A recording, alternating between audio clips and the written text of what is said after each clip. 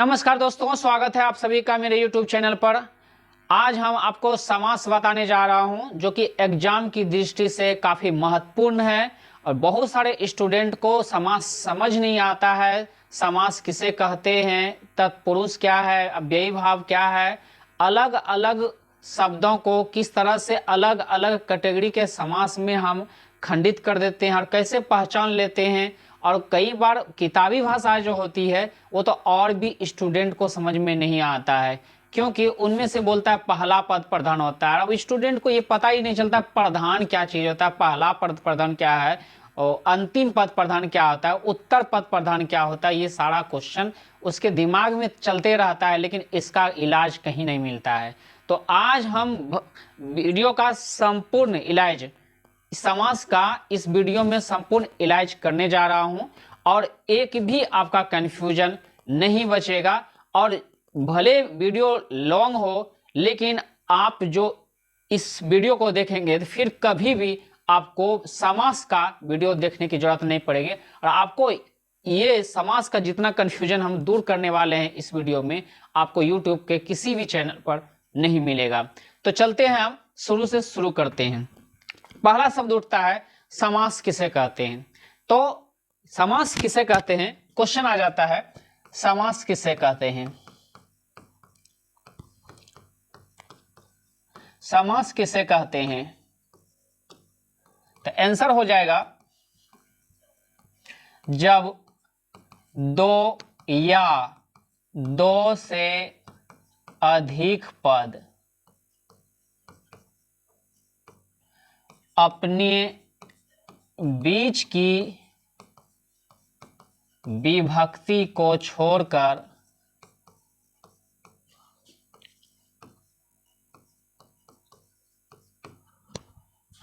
आपस में मिल जाते हैं और संक्षिप्त लेकिन अर्थपूर्ण शब्द बनाते हैं, उसे समास कहते हैं।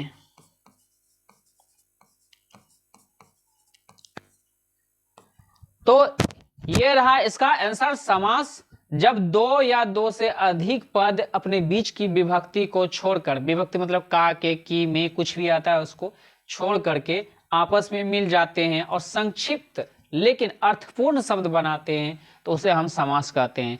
एग्जाम की दृष्टि से अगर कहें तो समास के कुल 6 भेद होते हैं। समास के कुल 6 भेद होते हैं। आपको एग्जाम में यही लिखना है, अगर क्वेश्चन आ जाता है तो यही लिखना है।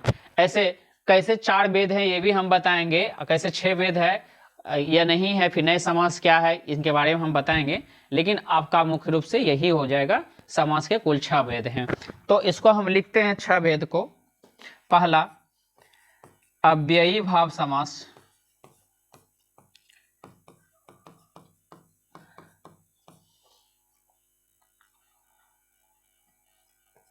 दूसरा बहुब्रीहि समास,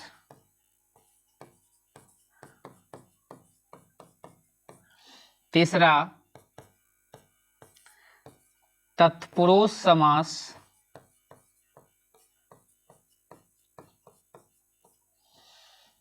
चौथा कर्मधारय समास,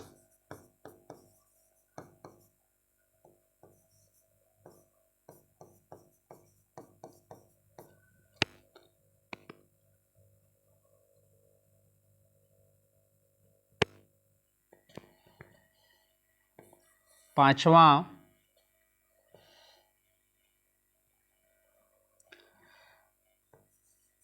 द्वंद्व समास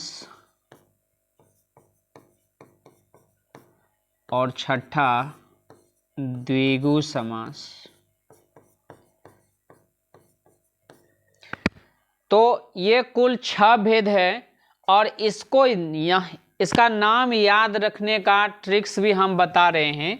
जैसे इसका ओ ले लेते हैं, इसका बो ले लेते हैं, इसका तो ले लेते हैं, इसका को ले लेते हैं, लिखना है इसी तरह से, तब ट्रिक्स में याद आ जाएगा।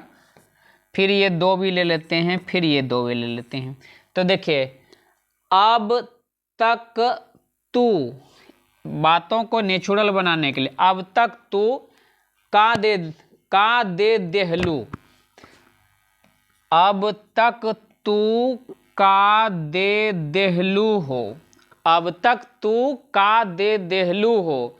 ये अगर याद रख लीजिएगा तो आपको 6 भेद आराम से याद हो जाएगा। अब तक तू का दे देहलू हो, तो इससे हो जाएगा सारे नाम याद। तो अब हम इनके बारे में बताने जा रहे हैं, एक एक करके सबके बारे में। अब हम बताने जा रहे हैं अव्ययी भाव समास। अव्ययी भाव समास में क्या होता है कि प्रथम पद अव्यय होता है। अब कहिएगा आप भी तो वही सर बता रहे हैं कि प्रथम पद अव्यय होता है, अव्यय तो समझ ही नहीं आता अव्यय क्या चीज़ होती है। तो मैं बता दूं, अव्यय वो शब्द होते हैं जो कि कभी बदलता नहीं है, तो प्रमुख चीज़ वही कहलाएगा। जैसे मान लीजिए हम अगर कहें दीन, ये दीन कहें, तो हम कहेंगे तुम दीन पढ़ना, तो आप ही बताइए तुम दीन पढ़ना, इसका मतलब क्या हो? कुछ नहीं, लेकिन हम यहाँ पे लगा देते हैं प्रति। अब हो गया तुम प्रतिदिन पढ़ना, अब हो गया ना। तो इसने आकर के इसके अर्थ को ही बदल दिया, तो इसका मतलब होता है ये मुख्य चीज़ है, यानी प्रथम पद इसमें क्या हो गया? प्रधान हो गया। तो कई बार पूछा भी जाएगा कि समासिक शब्द में प्रथम पद प्रधान होता है, तो आप बोल सकते हैं यहाँ पे अव्ययी भाव समास में। तो ये क्या हुआ? अपने अर्थ को बदल देता है। उसी तरह से अगर हम प्रतिदिन की अगर बात करें तो प्रतिदिन हो गया, तो फिर रातों रात भी हो जाएगा, रातों रात भी हो जाएगा। उनके बाद दिन दिन भी हो जाएगा, दिन दिन मतलब प्रतिदिन हो गया, दिन दिन मतलब प्रतिदिन हो गया, ठीक है। दिन भर भी बोल सकते हैं, जीवन भर भी बोल सकते हैं, जीवन भर भी बोल सकते हैं, आजीवन भी बोल सकते हैं। आजीवन मतलब लगातार, प्रतिदिन मतलब छूटना नहीं चाहिए, रातों रात मतलब छूटना नहीं चाहिए, दिन भर चलते रहना है, कंटिन्यू, जीवन भर चलते रहना चाहिए, आजीवन इन्हीं का शब्द है। तो हमें लगता है कि अव्ययी भाव समास में अब आपको कोई दिक्कत नहीं होगी, कोई दिक्कत इसमें कन्फ्यूजन का बात नहीं होना चाहिए। तो इनमें से इस टाइप से जो भी सवाल आता है वो अव्ययी भाव समास होगा। चलते हैं अब बहुव्रीहि समास में।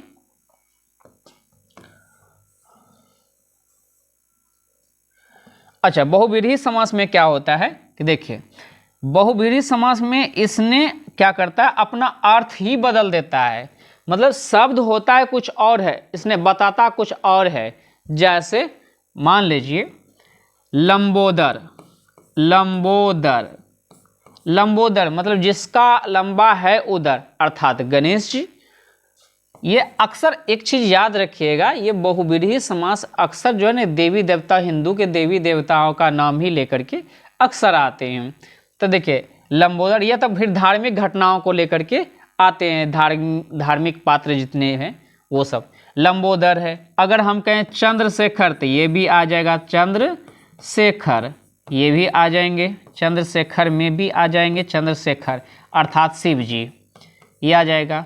उसके बाद चक्रपाणी अगर कहें तो ये भी आ जाएगा, चक्रपाणी अगर आ जाएगा तो चक्रपाणी आ जाएगा, चक्रपाणी आ जाएगा तो हो जाएगा विष्णु जी, जिसके हाथ में चक्र हो, चक्र पानी, तो हो जाएगा विष्णु जी। दशानंद, इसका सर 10 हो, 10 आनंद, 10 दशानन अर्थात हो जाएगा रावण, दशानन अर्थात हो जाएगा रावण। तो इस तरह से हो जाएगा। इसने अर्थ को समास ने क्या, बहुव्रीहि समास ने अपने अर्थ को बदल देते हैं। यानी बोलता लंबोदर, आ जाता अर्थ देवताओं का नाम, ये दशानंद बोले आ गया रावण का नाम, चंद्रशेखर बोले आ गया शिव का नाम, बीना पानी बोलेंगे तो आ जाएंगे सरस्वती का नाम। तो ये दो क्लियर हो गया होगा, हमें ये उम्मीद है। तो आगे बढ़ते हैं अगले के लिए। तो यहाँ पे देखिए, अब हम यहाँ पे बात करते हैं तत्पुरुष समास की बात। ये काफ़ी इम्पोर्टेंट है और आपके पूरे समास में ये आपका मुख्य भूमिका निभाते हैं तत्पुरुष, और ये अक्सर आता ही है क्वेश्चन में। तो देखिए, तत्पुरुष समास में उत्तर पद अर्थात अंतिम पद प्रधान होते हैं। अब उनको हम बताएंगे अंतिम पद प्रधान उत्तर पद प्रधान कैसे क्या होता है। देखिए, सबसे पहले हम 2-3 पहचान इसका हम बताएंगे।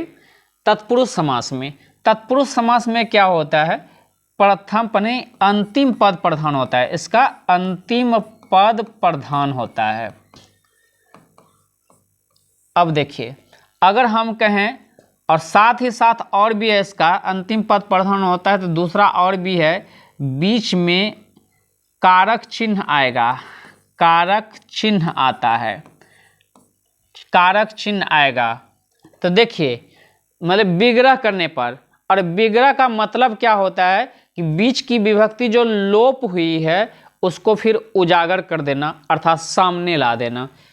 अभी हम बताएंगे, जैसे जैसे अभी हम लिखे थे लंबा लंबोदर, जैसे हम लिखे थे अभी लंबोदर, तो इसका मतलब हुआ लंबा है जिसका उदर, लंबा है जिसका उदर, ये हो गया लंबोदर, लंबा प्लस उदर। तो आप इसके बदले में अगर ये लिख देते हैं, ये विग्रह कहलाएगा। जैसा उसी तरह से हम अभी लिखने वाले हैं राजपुत्र,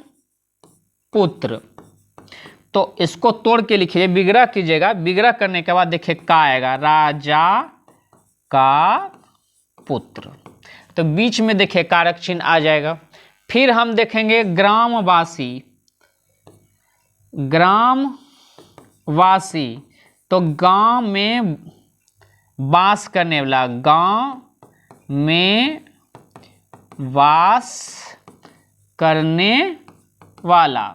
फिर वनवासी अगर लिखेंगे तो हो जाएगा पुस्तकालय, पुस्तक के लिए घर, तो ये हो जाएगा आपका तत्पुरुष समास। जबकि इसको तोड़ने के बाद क्या निकलता है, बीच में विभक्ति कारक चिन्ह, बीच में जो छुपता है लोप होता है वो कारक चिन्ह वो बाहर आ जाता है।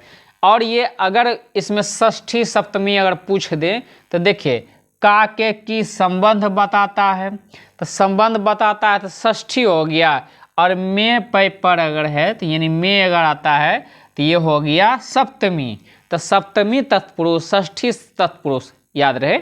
तो अंतिम पद इसमें क्या होता है, प्रधान होते हैं। अब देखिए, अंतिम पद प्रधान की अगर बात करें तो फिर इसमें भी आ जाता है, द्विगु में भी और कर्मधारय में भी आ जाता है।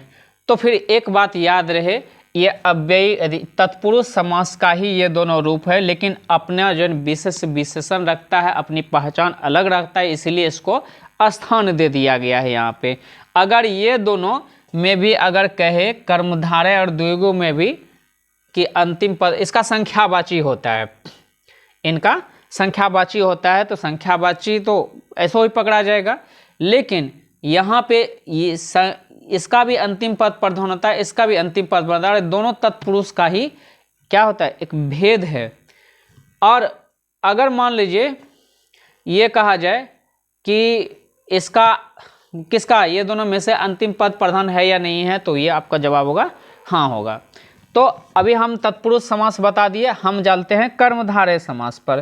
कर्मधारय समास में भी क्या होता है, इसे अंतिम पद प्रधान होता है इसका, लेकिन तत्पुरुष का ही एक भेद है, लेकिन इसमें से विशेषता बताता है, याद रहे इसमें विशेषता बताता है, विशेषता बताता है। जैसे मान लीजिए कर्मधारय में विशेष विशेषण है, जैसे मान लीजिए नीलांबर, नीलांबर, नीलांबर, तो अंबर, अंबर है जिसका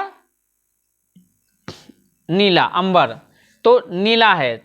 उसके बाद नीला घोड़ा, अगर नीला घोड़ा करेंगे, नीला घोड़ा, तो यहाँ मान लीजिए नीला घोड़ा तो नहीं होता है नहीं, लेकिन नीला अगर मान लीजिए कुछ भी उधर दे दे, इधर ये विशेषता बताते, जैसे नील कलम, अगर नील कमल दे दें, नील कमल। तो कमल कैसा? नीला, ठीक है। कमल नयन, कमल नयन, नयन कैसा? कमल के समान। तो ये क्या होता है? विशेषताएं बताते, किसी भी चीज का इसने विशेषता बताता है। अगर ये विशेषता बताए हैं तो ये कर्मधारय समास होंगे। तो ये हो गया। अब नेक्स्ट आते हैं हम द्वंद्व समास पे। याद रहे, अगर क्वेश्चन ये पूछा जाता है किस समास का दोनों पद प्रधान होता है तो द्वंद्व का होगा, और किस पद का कोई पद प्रधान नहीं होता है तो ये भी अगर बहुब्रीहि अगर है तो फिर आप इसे कहीं कहीं देखा जा गया है। लेकिन इसमें द्वंद्व की अगर बात करते हैं दोनों पद प्रधान है और नहीं भी है, यानी अगर नहीं है तो दोनों नहीं है, हाँ है तो दोनों है। तो यहाँ पे देखा जाएगा दोनों पद, अक्सर यही पूछा जाता है कि किस पद, दोनों पद प्रधान किस में होता है तो द्वंद्व में होता है। तो जैसे मान लीजिए, और बीच में विभक्ति को तोड़ने के बाद उसमें ऐसे एक तो पहले ये चिन्ह दिखता है, उसके बाद और रहेगा, उसको तोड़ा जाए तो और भी रहेगा, तथा भी हो सकता है, एवं भी हो सकता है, इनमें से कोई एक होगा। जैसे मान लीजिए लोटा डोरी, लोटा डोरी, दिन रात, दिन रात। तो देखिए इसको विभक्ति को अगर इसको विग्रह किया जाए तो लोटा और डोरी बीच में है, और उनके बाद देखिए दिन और रात, मतलब बीच में और आ गया, दिन एवं रात, दिन तथा रात। इस तरह से आपका पहचान में आ जाएगा ये कि ये द्वंद्व समास है। चलते हैं, अब ये हो गया द्वंद्व। अब द्विगु में चलते हैं। तो द्विगु में क्या होता है? संख्यावाची होता है। संख्यावाची में कोई कंफ्यूज होता है, इस कंफ्यूज में आप नहीं रहिएगा। जैसे मान लीजिए अभी पंचवटी करते हैं तो पंचवटी, तो पंचवटी मतलब होता है रास्ता, पंच मतलब पांच, पांच राहों का समूह या चौक जो होता है। तो पांच यहाँ आ गया, पांच। उसके बाद त्रिलोकी, तीनों लोकों में वास करने वाला, त्रिलोकी, त्रिलोकी, त्रिलोकी। तीन बटी, तीन बटी, तो ये भी क्या है? ये तीन, त्रिलोकी, पंच, चतुर्भुज, तो ये सब क्या आ जाएंगे? संख्यावाची में आ जाएंगे। तो इसने क्या कर देगा? ये द्विगु समास दर्शाता है। तो ये अंतिम पद है ये बटी, पांच मतलब कुछ भी नहीं, लेकिन अगर बटी कहेंगे तो ये इसने क्या किया? मुख्य रूप से ये भूमिका निभाता है। खाली ये तो खाली संख्या बताता है, ये मेन चीज है। तो देखिए, तो द्विगु जो है, द्विगु और कर्मधारय ये तत्पुरुष का ही रूप है, लेकिन इसने अपनी पहचान विशेषताएं रखती है, तो इसलिए इसको जगह दिया गया है। तो अब एक समास आता है नए समास, एक समास आता है नए समास। अब फिर क्वेश्चन एक उठ जाता है कि नए समास भले अक्सर पूछा जाता है, समास माना जिसको भेद क्यों नहीं माना गया है? तो याद रहे, भेद ये जो है ना तत्पुरुष का ही एक भेद है जिसको उपभेद होता है। ये उपभेद, तत्पुरुष का ये उपभेद है। उपभेद होने के चलते इसको भेद यानी समास के मुख्य भेद में इसको नहीं रखा गया। नए समास नो और यों होता है, नए समास होता है। नए समास ये हमेशा नकारात्मक रखता है। ये इसमें भी अंतिम पद पढ़ना है। तत्पुरुष का जो भेद है, तत्पुरुष का जो भेद है, जैसे कर्मधारय हुआ, द्विगु हुआ, नए हुआ, इसका अंतिम पद हमेशा प्रधान होता है। तो इसलिए क्वेश्चन भी पूछा जाता है कि समासिक शब्द का अंतिम पद प्रधान होता है तो तत्पुरुष समास का। तो तत्पुरुष समास में, अब नए समास में क्या होता है? हमेशा नकारात्मक चीज होता है। जैसे अनजान, अनजान, अनुत्तर, अनुत्तर,